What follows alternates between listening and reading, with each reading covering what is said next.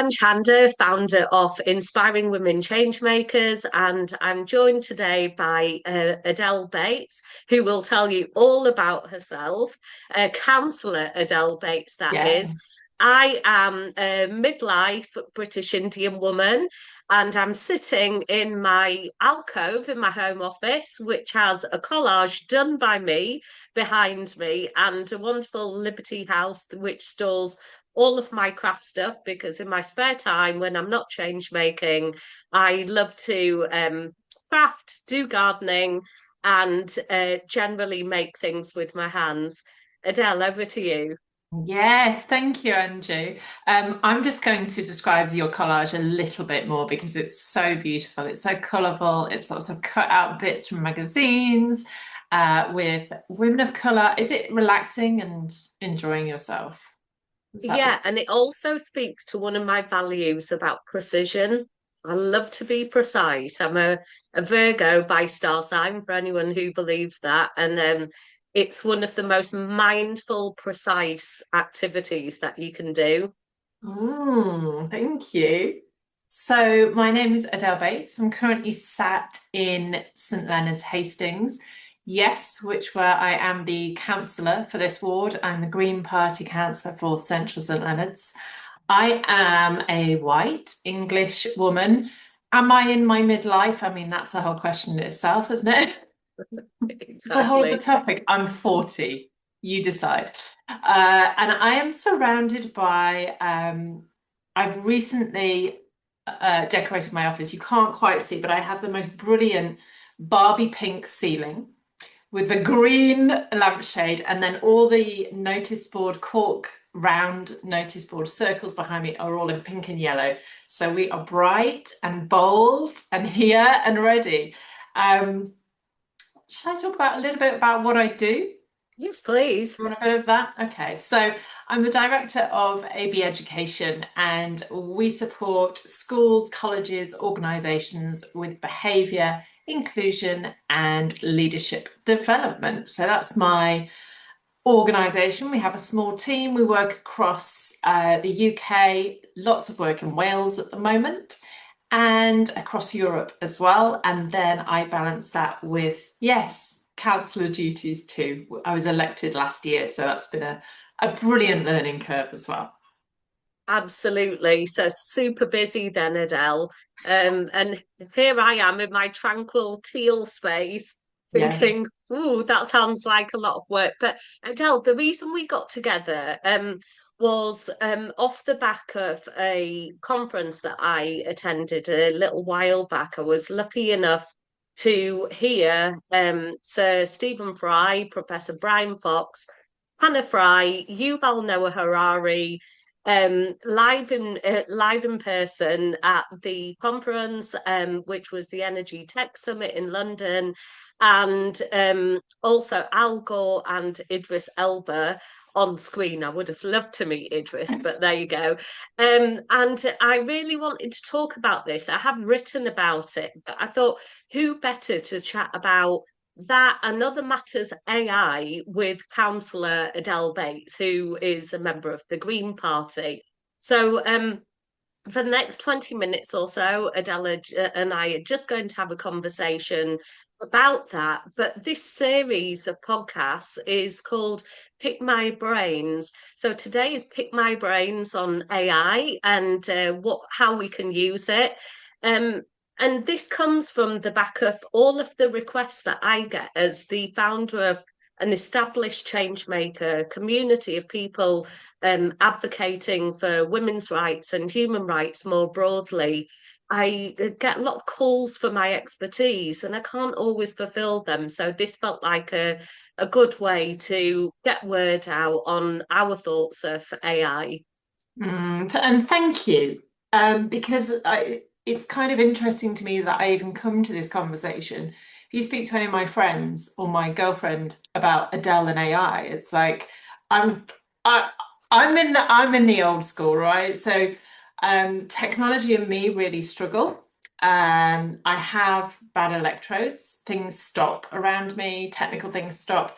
So I really appreciate people like yourself, Andrew, who are what I would consider a little bit more ahead in the knowledge and understanding around, yes, what it is, how it functions, how it, we'll talk about it later, but the ethical considerations about it, the gender-based issues around it, etc. I'm really grateful for people like you who are that few steps ahead of me, because I'm not ready to go to those experts who are going, look at all this incredible stuff you can do with it. It turns me off. I cannot have that. I'm not ready. I'm not ready. Yeah. Whereas I feel like today you've given me the opportunity to kind of maybe ask some little questions that I could be ready to listen to.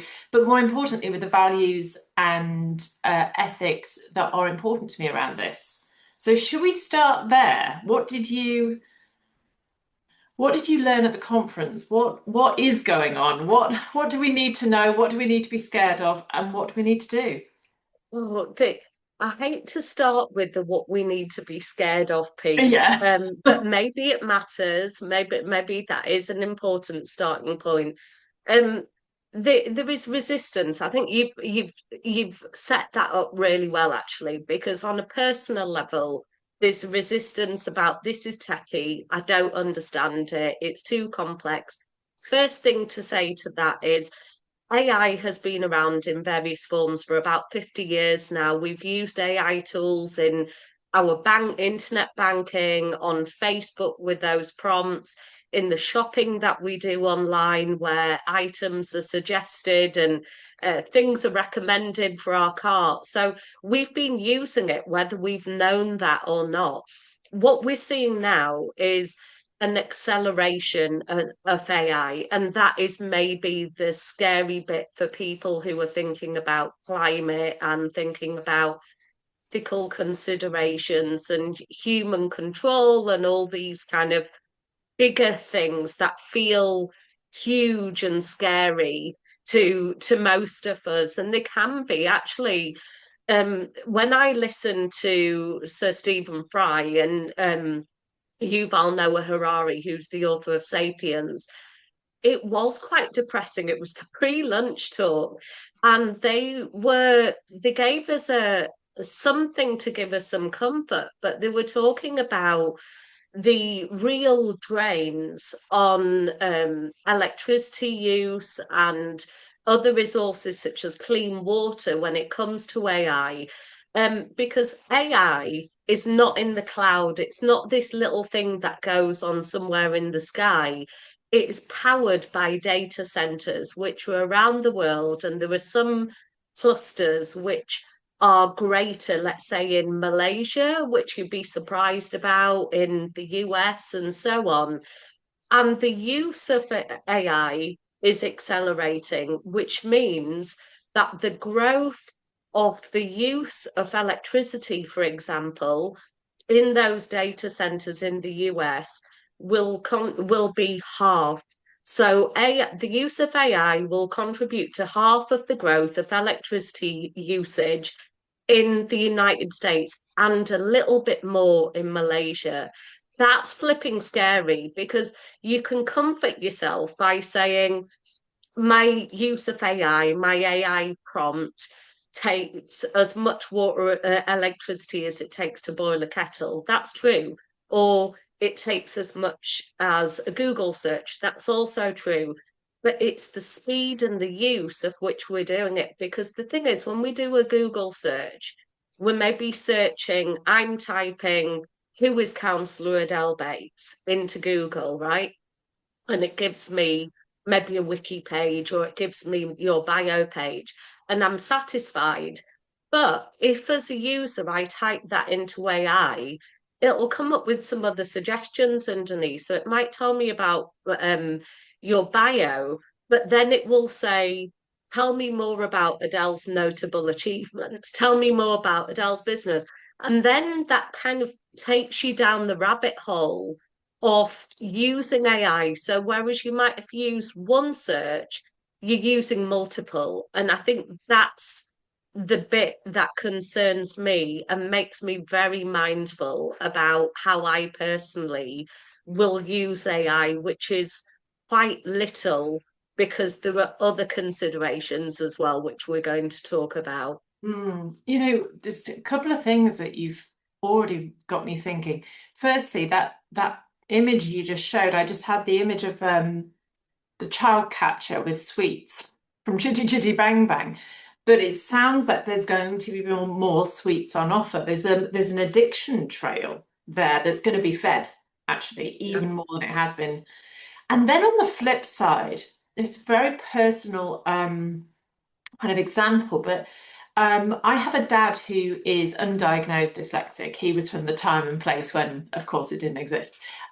So he has always struggled with reading, full stop, and taking in information in that way.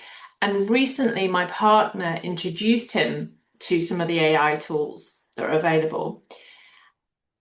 And it's actually been so moving to watch him be able to access information in a way that he's never been able to before, ever. And he's like 60, whatever he is, he just had a birthday, 64, 65. He's now able to access information that he is like, that I do as a very affluent reader, but he hasn't been able to. So I think there's kind of two sides to this, isn't there? But as with everything, there's nothing is black and white in life. There are tensions. Even for this recording, I'm generating a transcript which uses AI.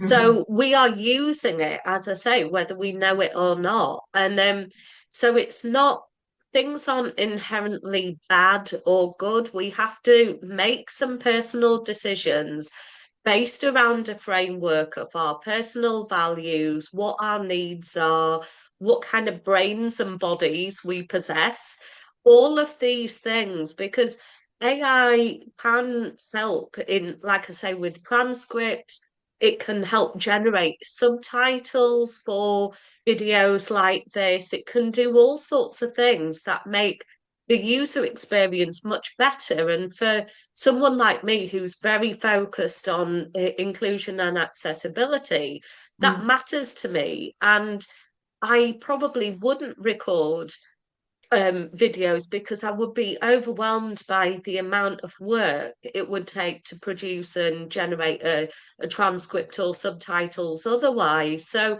these are the things we need to be mindful of when we're using it. Um, but I also want to come back to, thinking about that it's not black and white. Mm. The things that struck me about what they said, and I can't, it was so deep and I'm still processing. But what Yuval said, and you and I are both professional speakers as well, Adele. So Noah Harari said, as a public speaker, it's terrifying because I don't know what I'm going to say or how I'm going to finish a sentence. The words just bubble up. And AI is like that. So if you could predict it, it wouldn't be AI. And in that conversation, they said we need to stop talking about it as artificial intelligence. We need to start thinking of it as alien intelligence. And that did really freak me out because they were giving some examples of where AI has been unethical, but they said these machines are designed to outmatch us. What they said was that up until the Industrial Revolution, most humans, over 90% lived in abject poverty. I think the figure they gave was 95%. And machines helped us to move from abject poverty. So things like moving from ploughs or tilling the fields manually to using tractors and other tools. And now we have farming equipment and other high tech machines to do all of that stuff to make things more efficient and better. But humans are behind it. And that's what they were saying AI does for us. But they said, it's like asking a genie for a wish. This was fascinating to me, and Mm. I'm sure you'll be fascinated. For example, as change makers, which we are, we always thinking about wanting to change the world. If we ask it to end suffering, it could just decide to end life. It could decide to end human and animal lives. So how do you encode equality, dignity, and passion into AI, and that's up to us. So we can't control it or make it safe, and that is the threat that AI presents. But what we can do is teach it. It's not like a child. It's like a child in that sense. They don't listen, and you work in behavior, right? So you'll understand this Yeah. example. You can tell a child what to do, but will a child do that? Maybe not. What it will do is emulate your behavior.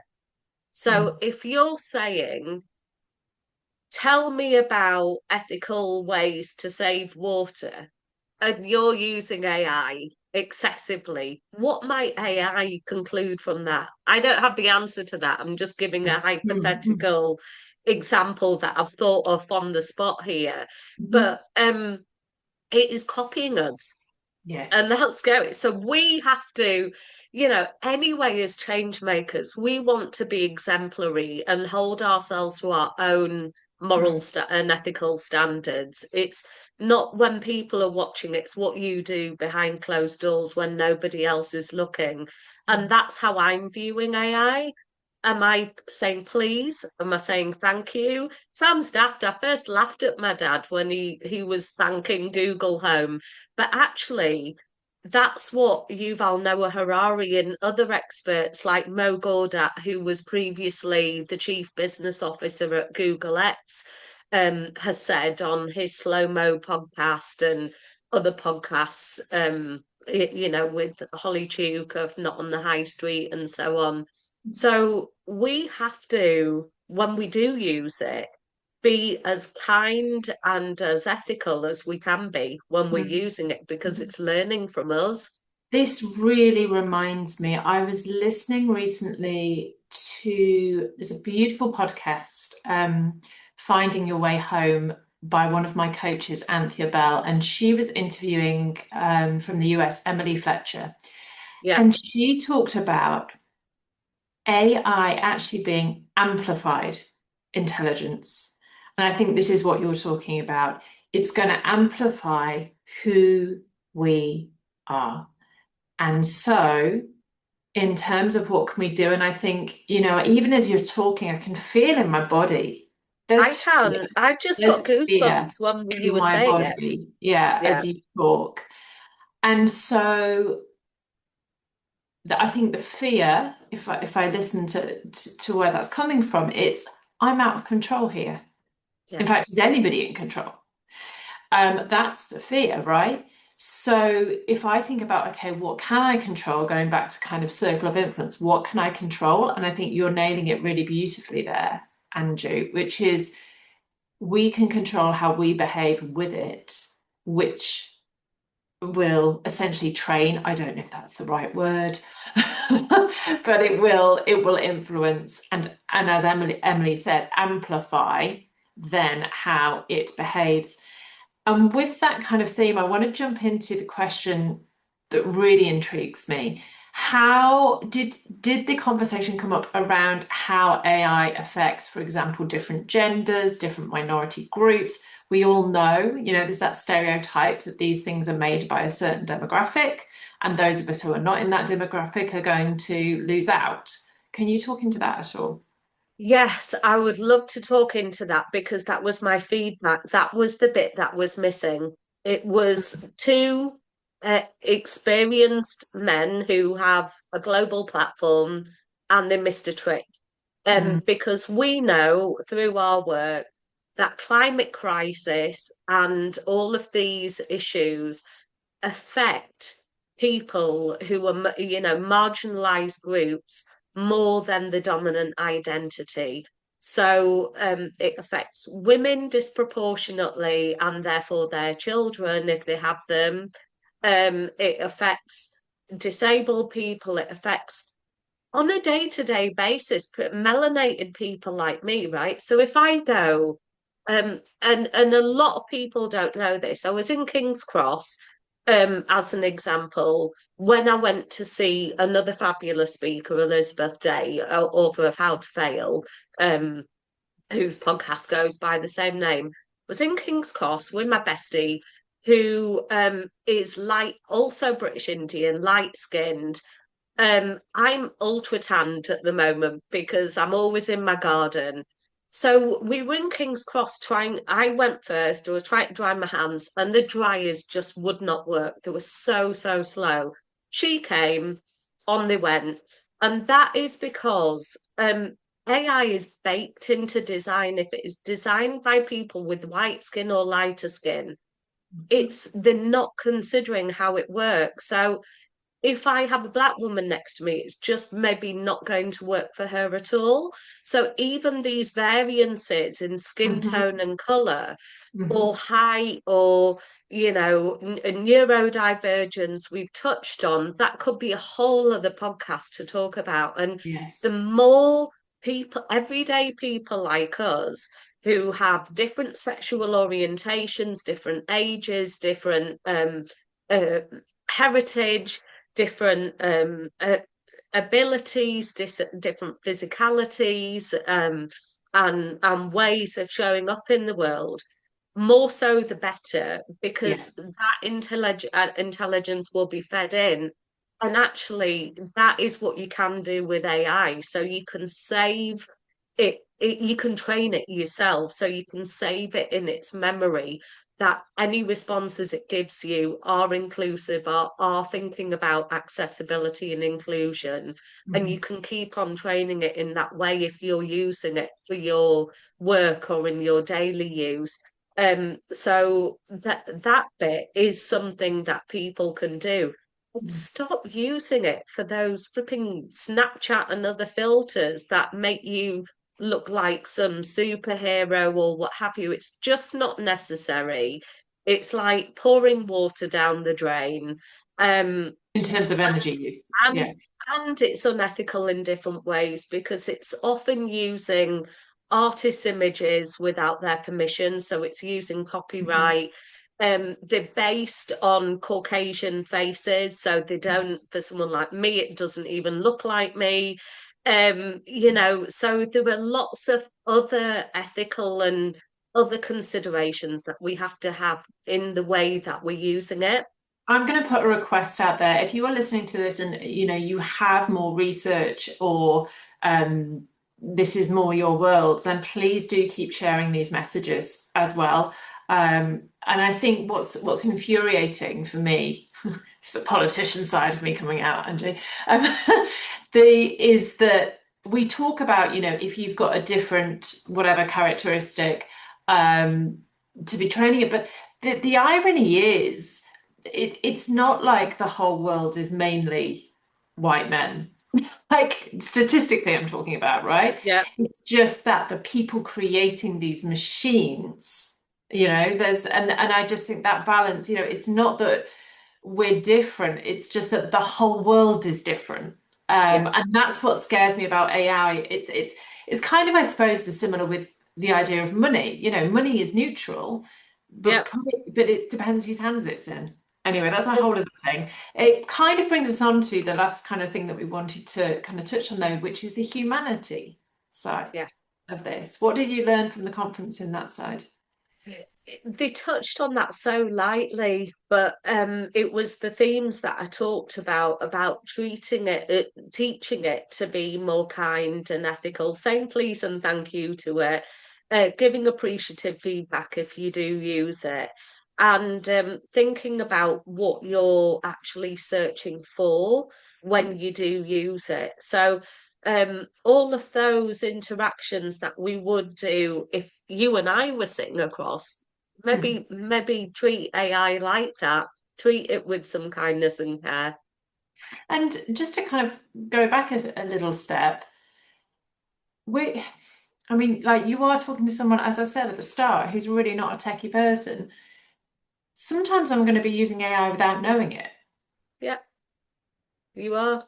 I am. And so actually that comes back to the values of particularly inspiring women change makers, which is, are we able to walk our talk, like really walk our talk? Because then it doesn't matter if we're talking to AI or not, or we don't know we're talking to AI, or if we're talking to a person, or if we're talking to a prospective client, or we're, fill in the blank. There was a brilliant piece that I got from one of my other coaches today, Yinka Awola, and she was talking about the idea that the difference between being a values focused person Yeah, or company or entrepreneur, whatever your role is, and being values embodied, yeah. actually. And Is it's that embodiment that's beautiful. mm, oh, and giving ourselves grace for when we muck up. Yeah, because we are human, AI is not. So let's give ourselves that grace. Adele, thank you so much for those profound questions. It gave us the chance to start to delve into AI and what it's all about. I love your call to action. Anyone watching this that does work in that space, I would describe myself as quite techie, but in terms of the technical aspects of really delving into AI. That is not me. Um these are my thoughts, as I say, as the founder of a community of people that will use it and as a sometime user myself. Um and an unconscious user in my everyday life. These are all considerations that I hope will be helpful to anybody listening to today's call. So thank you so much for your time, Adele, and You're I'm so wishing welcome. you a wonderful and ethical and embodied values embodied day ahead.